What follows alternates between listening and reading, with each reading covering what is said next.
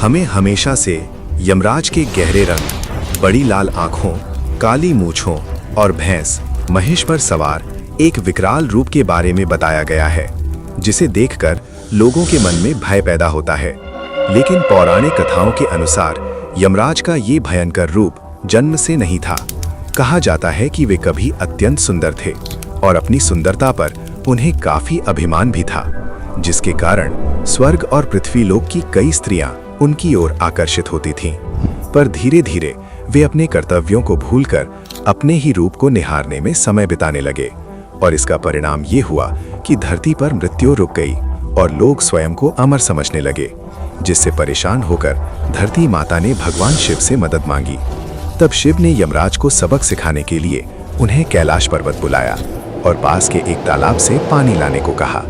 लेकिन जब यमराज पानी भरने के लिए झुके तो उन्हें अपनी परछाई में एक भयानक डरावना चेहरा दिखाई दिया, बड़ी मूंछें, लाल आंखें और विकराल स्वरूप। और तब उन्हें एहसास हुआ कि ये उनका ही नया रूप है।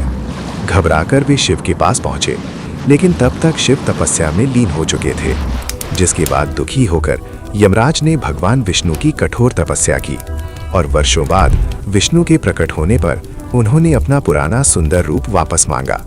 लेकिन विष्णु ने कहा कि वो रूप वापस नहीं मिल सकता। हाँ, उनकी शक्ति और पहचान को बनाए रखने के लिए उनका लिए भयंकर स्वरूप ही रहेगा और उनकी सवारी भैंस महेश उन्हें हमेशा उनके कर्तव्य की याद दिलाती रहेगी। यही कारण है कि आज भी यमराज को एक डरावने, न्यायप्रिय और शक्तिशाली देवता के रूप में दर्शाया जाता है। यमराज के कई सहायक हैं। 1. चित्रगुप्त, कर्मों का हिसाब रखने वाले, हर जीव के हर कर्म का लेखा जोखा।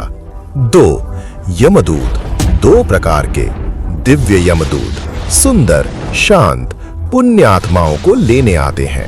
भयंकर यमदूत, काले, क्रोधित, पापियों को घसीट कर ले जाते हैं। 3. श्यामा और शबला, यमराज के 2 कुत्ते, 4 आंखों वाले, ये संसार में घूमते हैं और मरने वालों का पता लगाते हैं। 4. न्याय दर्पण, एक दिव्य दर्पण जिसमें आत्मा का पूरा जीवन दिखाई देता है, हर अच्छा बुरा काम। सुनिए ये अद्भुत कथा। जब सृष्टि नई नई बनी थी तब मृत्यु नहीं होती थी, कोई नहीं मरता था, सब अमर थे। लेकिन एक समस्या थी, अगर कोई मरेगा नहीं तो नया जन्म कैसे होगा? अगर पुरानी पत्तियां नहीं झड़ेंगी तो नई कोपें कैसे आएंगी?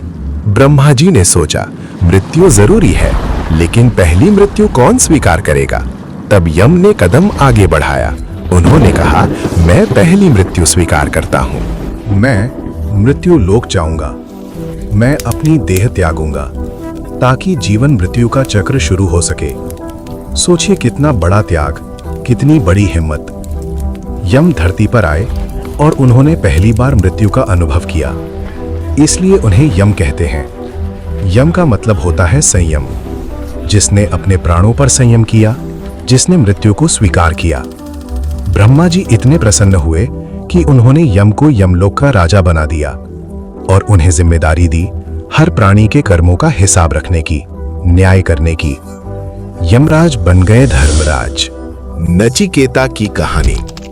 एक और अद्भुत कहानी है एक छोटे बालक नचिकेता की, जिसने यमराज से वो ज्ञान प्राप्त किया जो देवताओं के लिए भी दुर्लभ था।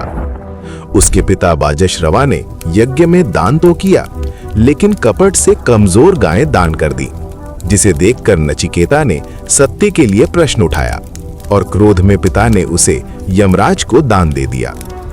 पिता के वचन को सत्य मानकर नचिकेता निडर होकर यमलोक पहुंच गया, जहां यमराज के अनुपस्थित होने पर वो 3 दिन तक बिना अन्न जल के प्रतीक्षा करता रहा।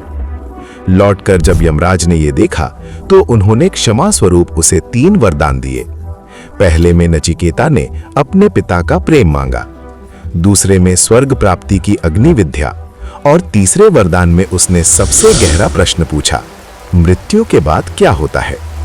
यमराज ने पहले उसे धन, राज्य और लंबी आयु देकर टालना चाहा, लेकिन नचिकेता अपने प्रश्न पर अडिग रहा। उसकी जिज्ञासा और सत्य के प्रति समर्पण से प्रसन्न होकर यमराज ने उसे वो दिव्य ज्ञान दिया जो कठोपनिषद में वर्णित है कि क्योंकि शरीर नश्वर है लेकिन आत्मा अमर है। वो न जन्म लेती है न मरती है, बल्कि एक शरीर से दूसरे शरीर में यात्रा करती है। इस ज्ञान को प्राप्त कर नचिकेता एक साधारण बालक से ज्ञानी बन गया। और ये कथा हमें सिखाती है कि यमराज केवल मृत्यु के देवता नहीं, बल्कि ज्ञान के भी महान स्रोत हैं, और सच्ची जिज्ञासा रखने वाले को सत्य अवश्य मिलता है।